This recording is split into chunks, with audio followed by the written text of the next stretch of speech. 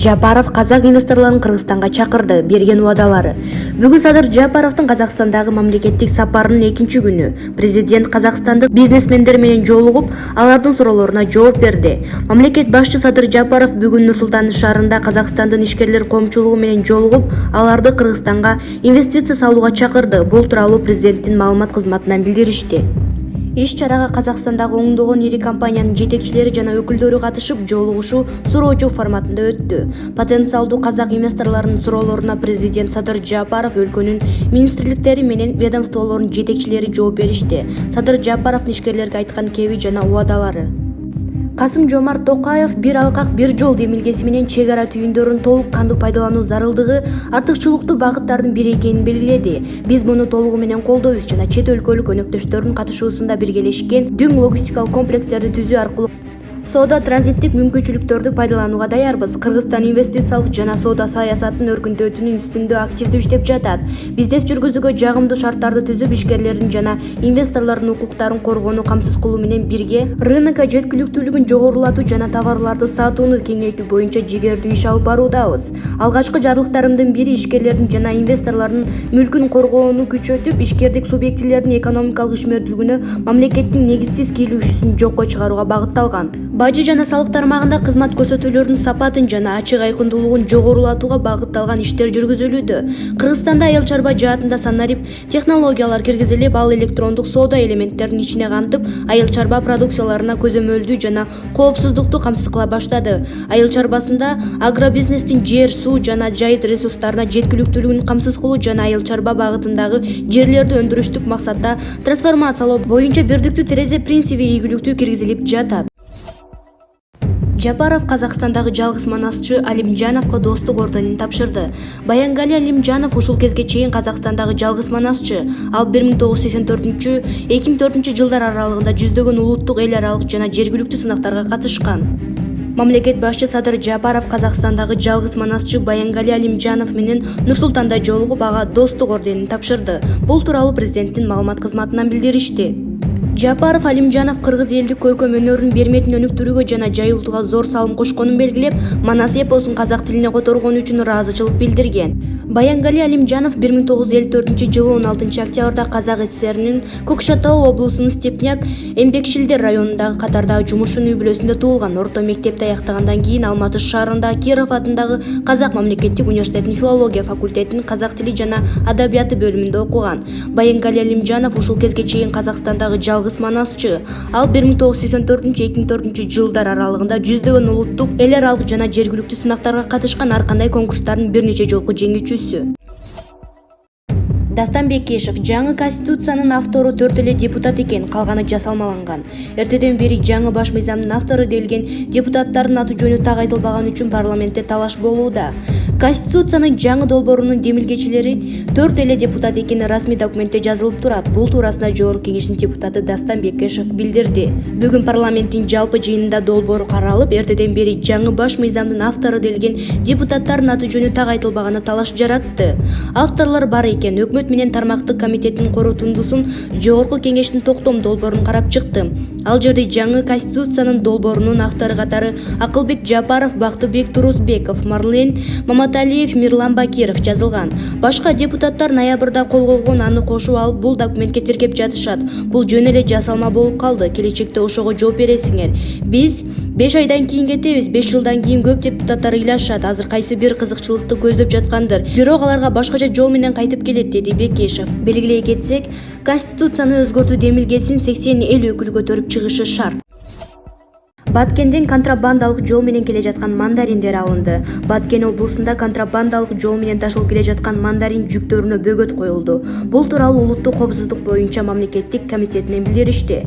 26 февраль күнү УКМК Баткен облусунун коңшу республикаларынын биринен жалпы салмагы 6 тонна 200 килограмм мандаринди аткезчилик жол менен ташылышын алдын алды деп билдиришти УКМКдан. Учурда бул фактыны процесстик каттоодон өткөрүү жана тиешелүү чараларды көрүү үчүн материалдар мамлекеттик бажы кызматына органдарына өткөрүп берилди.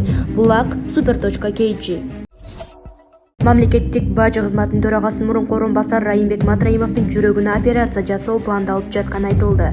Укук коргоо органдарындагы өздүк булактар билдиргендей, учурда Райымбек Матраимов менчик клиникаларынын биринде жатат. Маалыматты тактоо үчүн УКМКнын басма сөз кызматына байланышканыбызда эч кандай комментарий бере албастыгын айтып баш тартышты. Эскерте кетсек, 18 февралда бажы кызматынын төрагасынын мурдагы орун басары Райымбек Матраимов кармалганын Улуттук коопсуздук мамлекеттик комитетинин басма сөз кызматынан кабарлашкан. Мекеменин маалыматына Матраимов кылмыштуу кирешелерди адалдоо фактысы боюнча козголгон кылмыш ишинин алкагында кармалган. 20 февралда 1 май райондук сотунда анын баш коргоо чарасы каралып, 2 айга камакта калтырылган.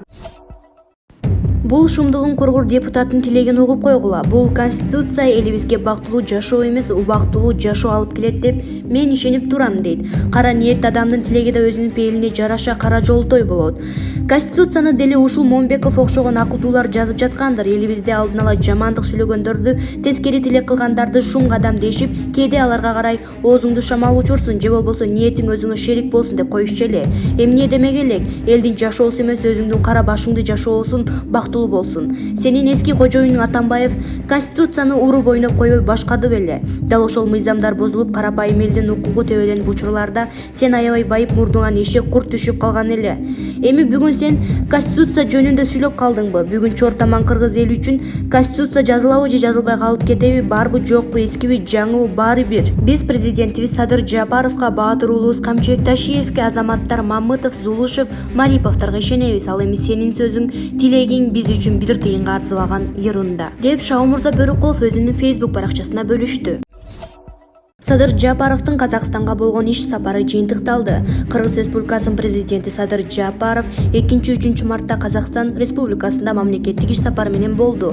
Бул тууралуу президенттин аппаратынын маалымат кызматы билдирди. Мамлекеттик иш сапар президент Садыр Жапаров менен Казакстан Республикасынын президенти Касым-Жомарт Токаевдин расмий жолугушун азия менен башталды. Мамлекет башчылары чакан жана кеңейтилген форматта сүйлөшүүлөрдү жүргүзүп, Кыргызстан менен Казакстандын ортосундагы эки жана көп тараптуу кызматташуунун актуалдуу маселелерин, ошондой эле биргелешкен өз ара байланыштардын мындан аркы келечегин талкуулашты. Мамлекет иш сапарынын алкагында кыргыз-казак эки тараптуу кызматташтыкты мындан ары тереңдетүүгө багытталган бир катар документтерге кол коюлду. Анын ичинде президент Садыр Жапаров менен Казакстан президенти Касым-Жомарт Токаевдин биргелешкен билдирүүсү кабыл алынды.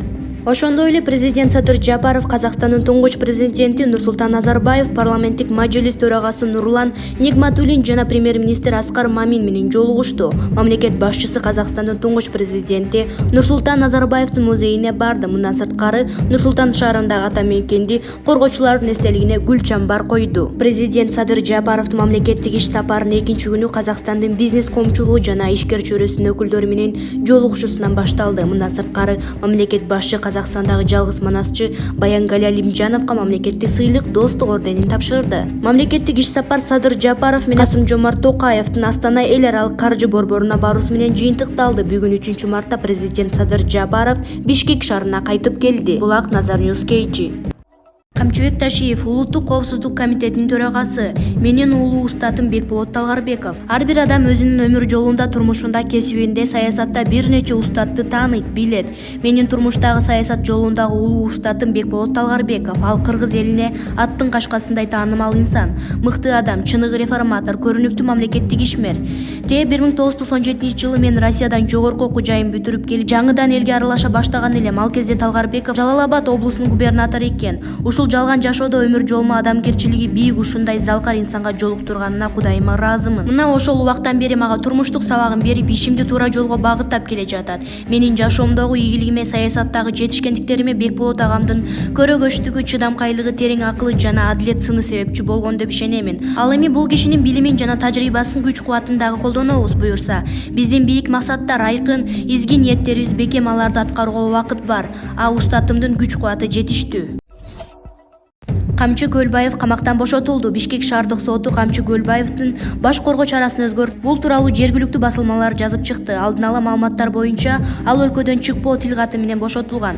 Белгилей кетсек, Көлбаев УКМКнын тарабынан 2020 жылдын октябрь айында кылмыштуу топту уюштурган деген шек менен кармалган. Соттун чечими менен ал номер 47-түзөтүү абагында кармалып турган. Булак Назар Ньюс Кейчи.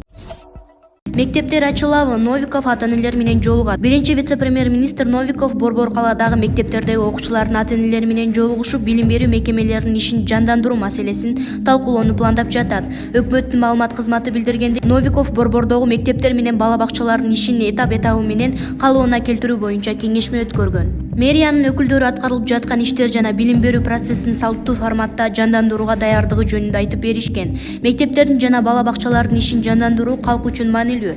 Жакынкы күндөрү окуучулардын ата-энелери менен жолугушуп, ушул темада талкуу жүргүзүүнү пландап жатам. Бул иштерди аткарууда санитардык, эпидемиологиялык эрежелердин так сакталышын камсыз кылуу маанилүү, деген Новиков. Ошондой эле ал билим берүү жана илим министрлигине саламаттык сактоо, социалдык өнүктүрүү министрлиги менен биргеликте мектеп медицинасы долбоорун ишке ашыруу үчүн финансылык эсептөө жүргүзүүнү тапшырган. Министрлик бир жуманын ичинде каржы булагын да аныкташы керек. Булак Назар Ньюс KG. Баса, ШУМДУК инфо каналына катталган соң коңгуроону дагы басып иштетип койгонду унутпаңыздар. Эл чындыкты билсин.